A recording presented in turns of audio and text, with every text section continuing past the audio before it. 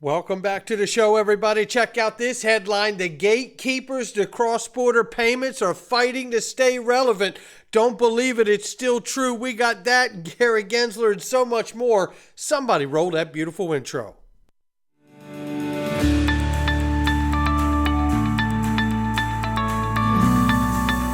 Digital Perspectives with Brad Kimes. Come on in.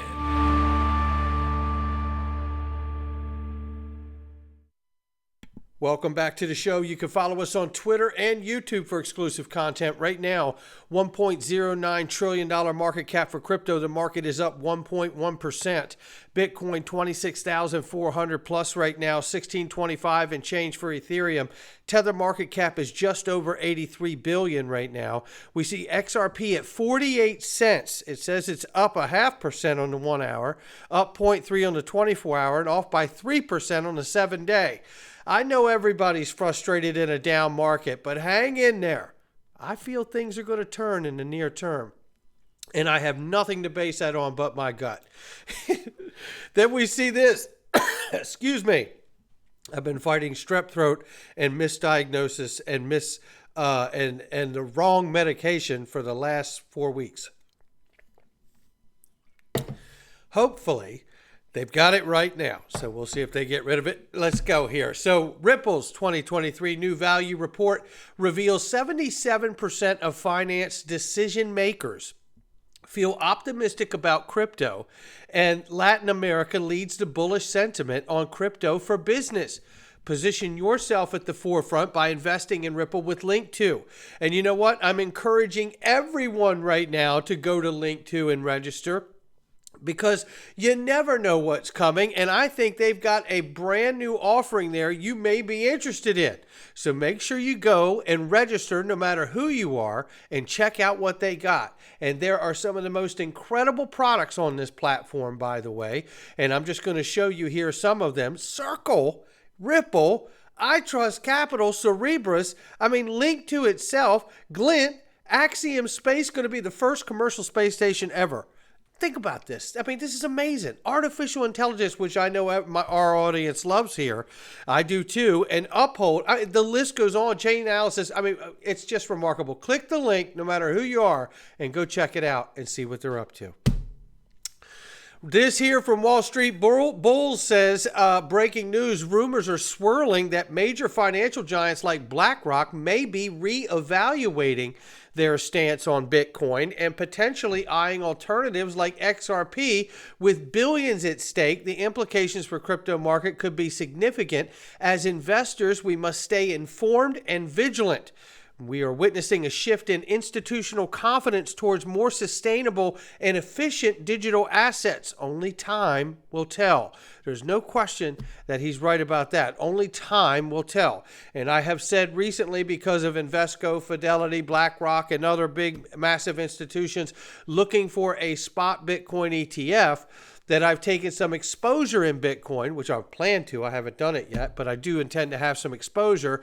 But I do have apprehension about the asset itself and proof of work in a world that is moving more towards a climate green agenda. So I'm really covering my bases as an investor here. I'm not going to get overexposed, but I am curious to see if something develops out of this. This article here didn't really give me what I was looking for, but nevertheless, as investors in this space, we want to pay attention to everything as it comes in. So we're watching that closely to get as much of an edge as we can, right?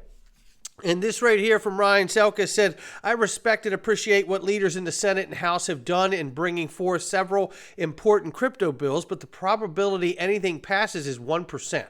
Our fight is in the courts and not the ballot box until 2025. Fight the Biden administration and vote out all of them. Yeah, the genocracy, right? Yeah, there's no question. They got to go.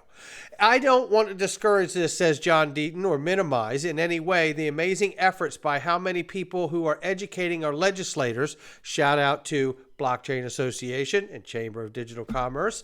He says, I praise, celebrate those folks, and I will help in any way that I can. I will also. But a bill passing the House and Senate and signed by the POTUS during an election year when the incumbent party's biggest and most influential leaders have chosen an anti-crypto agenda is zero. I hope to eat my words and look forward to publicly apologizing for being a Debbie Downer on the matter if proven wrong. Yeah, I agree. Selkis has got it right here. We got a little time to go. Now, stablecoin legislation? Maybe so. We'll see. Meanwhile, you will enjoy this clip. Watch here as Gary Gensler awkwardly freezes up after stating crypto industry runs past the laws, and the interviewer responds with, "They do seem to be finding some sympathetic judges." Yeah. How many times will you watch a Gary Gensler clip and actually like it? Yeah, you're going to like this one.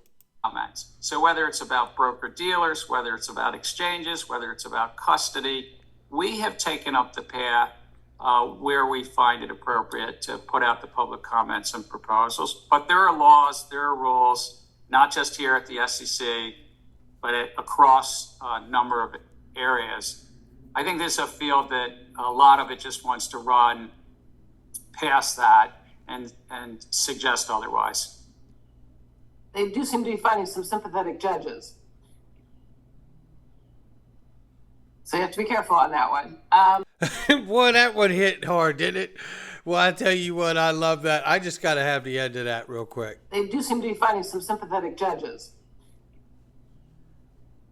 And you can tell by the way she's rocking in that chair, she realizes she's running it up his flagpole. I absolutely love it. God bless that woman. Oh, boy, we love it. You got to take the little wins, too, right? U.S. Security Exchange Commission now is going after Stoner Cats 2 LLC for conducting what they say is unregistered offering of crypto asset securities in the form of purported non-fungible tokens that raised approximately $8 million from investors to finance an animated web series called Stoner Cats. Stuart Alderati, Chief Legal Officer of Ripple, says here, "I don't know all the facts here, but I do know that a settlement to avoid crushing SEC process without admitting or denying anything is binding on no one. A cynic would call it a PR stunt. What matters is that when seriously challenged in court, the SEC continues to lose." That's what we're talking about right there. That's what we're talking about. And Mr. I comes in, rightfully so here. Shout out to him. Give him a follow. They've all settled except for the Ripple. Absolutely. That's exactly right. And the fight continues. Tom Emmer here, House Majority Whip from Minnesota, on Tuesday announced the reintroduction of his anti-CBDC bill, joined by 49 fellow Republicans. Well, listen. I am not a fan of a retail CBDC controlled by the Fed or the U.S. government. And I'm even skeptical if it would be a private sector involvement as well. But how can you trust it? Look at what's going on with social media here. Social media is private sector, and we have watched them and continue to do the bidding for administrations. It is deplorable. And I tell you, I want to see this fight continue. And if we do see a CBDC in the United States develop, it could be wholesale back in, and they could keep it straight between them. And maybe even talk about the possibility of XRP's involvement in that. David Andofato from the St. Louis Fed would love to have a conversation with that guy. Then right here is a great commercial from XLM and Stellar. Now, I'm not going to play the whole thing for you because it's 3 minutes, but it's powerful, and it's basically talking about inclusion, how blockchain and Stellar can help to bring the world together and to really create the inclusion for everyone around the world. It is the power of blockchain and Stellar and XLM. I love what they're doing. This is a great promo right here, and it shows you where the world is going. We're going to see more of that right now. And here we see multi-million-dollar security incident involving the Fortress Trust, which we covered when they announced the acquisition from Ripple. Third-party vendor took place in hours leading to the takeover by Ripple, and we know that, right? And Ripple made everyone whole in the process, which was class act. And then here we see a new piece that came out from Architect Partners, shared by Wrath of Common says, interesting perspective from Architect Partners on Ripple acquisition of Fortress. Opines Ripple needs to acquire a company with global licenses to become a one-stop shop for moving global value on blockchain. Well, this is exactly what I was highlighting the day that it happened. This is the acquisition for Fortress Trust and the announcement from Ripple themselves, and Ripple and its other subsidiaries collectively hold more than 30 money transmitter licenses across the United States. Come on in. And an in-principle major payment institutional license from the Monetary Authority of Singapore, the country's central bank. That's what this is about right here. And they made everyone who was harmed whole in that acquisition. Now, that's a pretty remarkable, classy thing to do. And we expect nothing less from Ripple, and that's the way they roll. But I tell you, this has been about licenses from the moment it happened. And it will continue. And I can't wait to see what they acquire next. And here, in short, I want to highlight this because what does this licensure mean? What does this acquisition really mean? Well, Joe Indoso breaks it down right here and talks about this. Cross-border, cross-currency transactions on the XRP ledger are more permanently because the continual flow of such transactions has reached the scale where constantly buying and selling XRP as a temporary holding creates huge cost overhead. Trading fees, fiat to crypto, fiat to conversion fees, etc.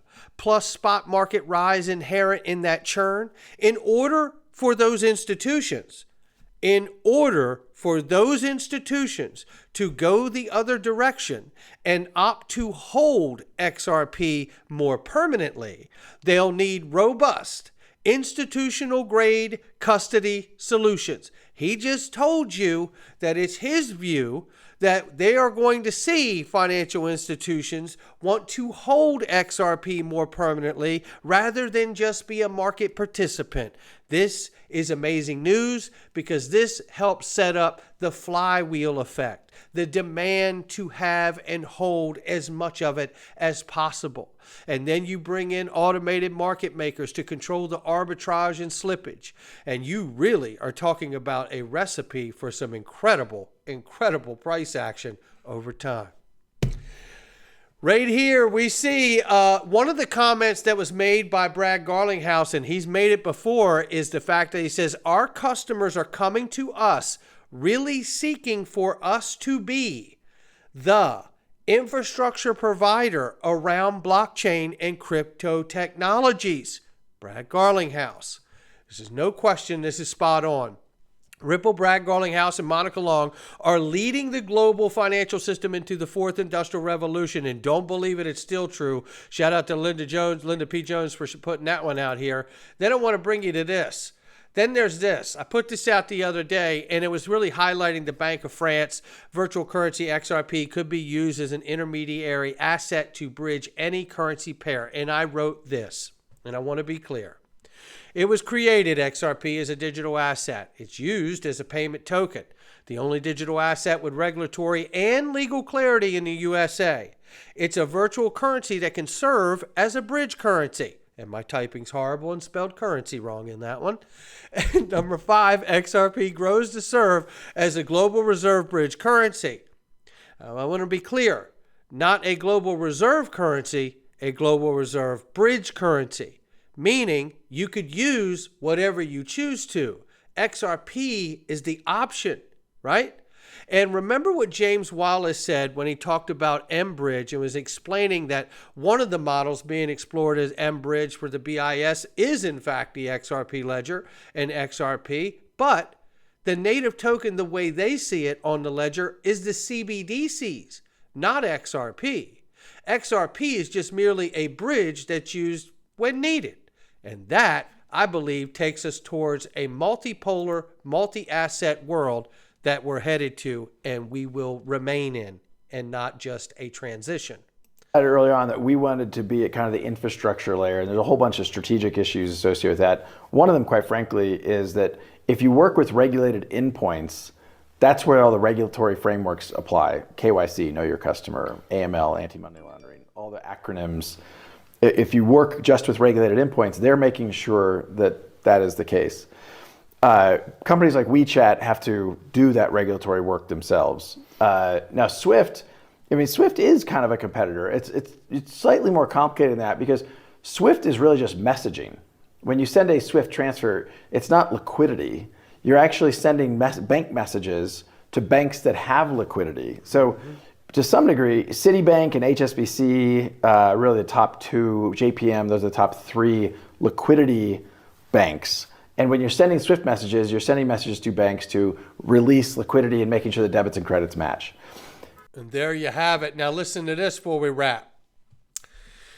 Right here, 3 banks, as Brad Garlinghouse stated, Citi, HSBC, JPM, are essentially the gatekeepers of cross-border payments.